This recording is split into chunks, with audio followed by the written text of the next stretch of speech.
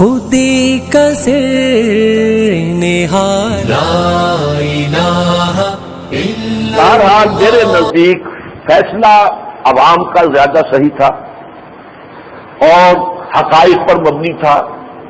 موقف مسلم لیگ کا اور علامہ اقبال کا صحیح تر تھا، اگرچہ ابوالکلام ہو، مولانا مدنی ہو رحمۃ اللہ علیہ یا اور کوئی ہو، ان سب کو بھی میں مخلص سمجھتا ہوں. اور ان کے خلوص کا پھر سب سے بڑا ثبوت یہ ہے جب پاکستان بن گیا تو ان کا جو موقف سامنے آیا ہے وہ آپ کے علم میں شاید ہوگا.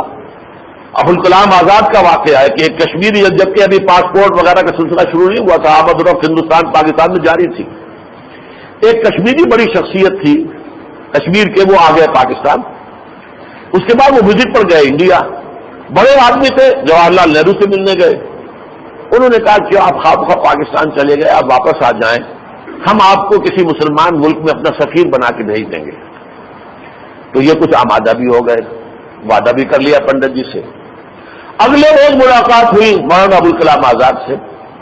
انہیں شاید کو بھنک پڑ چکی تھی کہ کیا بات ہوئی ہے پنڈت جی کی. ان سے پوچھا پنڈت جی سے ملاقات ہوئی؟ اب یہ چھپا نہیں سکے. جی ہاں. کیا بات ہوئی؟ وہ بات بھی بتا دی. کہا نہیں حضرت نہیں، جب تک پاکستان بنا نہیں تھا اور بات تھی، اب پاکستان کی عزت کے ساتھ اسلام کی عزت وابستہ ہے. اب آپ پاکستان میں رہے اور اسے مضبوط بنائیں. یہ ہے ابوالکلام کا، ان کے خلوص اور اخلاص کا معاملہ یہ.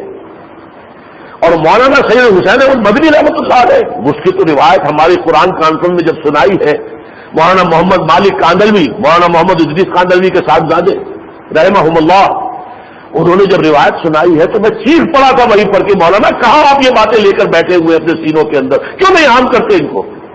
عام مسلم جی کی گالی دیتا ہے آدمی مدنی کو رحمۃ اللہ علیہ کو. انہوں نے واقعہ بیان کیا کہ قیام پاکستان کے بعد ڈابھیل کے مدرسے میں مولانا مدنی آئے ہوئے تھے اور وہاں یہ محمد مالک کاندلوی موجود تھے.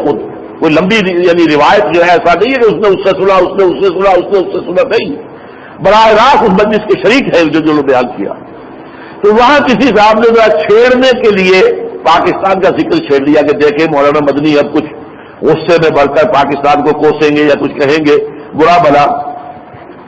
مولانا مدنی نے فرمایا میرے بھائی، جب تک مرحلہ کسی مسجد کی تعمیر کی تجویز کا ہوتا ہے تو اختلاف کی گنجائش ہوتی ہے کہ یہاں مسجد کی ضرورت ہے یا نہیں ہے. بھائی قریب میں مسجد موجود ہے، 1.5 اینٹ کی علیحدہ مسجد کیوں بناتے ہو؟ یا یہ کہ کس سائز کی بننی چاہیے، کس طرح کی بننی چاہیے، اس میں اختلاف ہو سکتا ہے. لیکن جب ایک مرتبہ مسجد بن جائے اس کی حفاظت صاحب ایمان کے ایمان کا تقاضا ہے. پاکستان جب تک بنا نہیں تھا ہمیں اختلاف تھا، لیکن پاکستان بننے کے بعد اب اس کی حفاظت، اس کا استحکام، ہم اس کے لیے دعا گو ہیں. یہ ان کے خلوص کا عالم تھا. لیکن غلطی ہوئی، میرے نزدیک غلطی ہوئی ہے، لیکن خلوص میں کسی شک کو چھونے کی گنجائش نہیں. جو ان کے خلوص میں شک کرے، مجھے در حقیقت اس کے خلوص میں شک ہے. ان لوگوں کا کردار بہت بلند تھا، مجاہدانہ کردار، درویشانہ انداز، کوئی دنیا پرستی کی کوئی بات ان میں تھی نہیں. بہرحال یہ ہے میرا تجزیہ. بہرحال جیسا کہ میں نے عرض کیا ہے کہ یہ صورت جو پاکستان کے قیام سے بنی ہے کہ اب بھی اللہ کا شکر ہے کہ یہاں امکان تو ہے. اب یہ تو ہماری جو ہے وہ بدعملی ہے، بے عملی ہے، ہماری محرومی ہے. سبحان ربک رب العزت عما یصفون وسلام علی المرسلین والحمد للہ رب العالمین وصلی اللہ علی سیدنا محمد وعلی